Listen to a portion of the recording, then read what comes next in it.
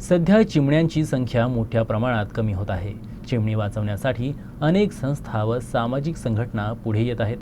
परंतु अकोल्यातील तलाठी सुनील कल्ले हे गेल्या 15 वर्षापासून चिमणी वाचवण्यासाठी धडपड करत आहेत.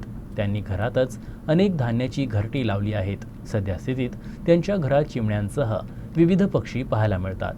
अकोल्यात तलाठी म्हणून कार्यरत असलेले सुनील कल्ले यांनी चिमणी वाचवण्याचा ध्यास घेतला आहे. यासाठी ते 20 वर्षापासून प्रयत्नरत आहेत. चिमण्यांचं संरक्षण व्हावं म्हणून त्यांनी आपल्या घराच्या आवारातील छताला विविध धान्यांची घरटी उभारली आहेत.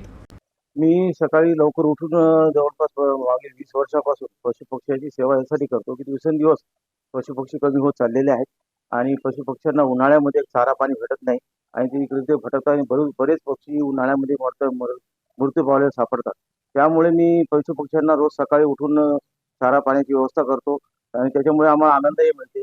आमच्या प्रकृतीमध्ये खूप फरक पडतो आणि त्याचा आम्ही आनंद पूर्ण घेतो.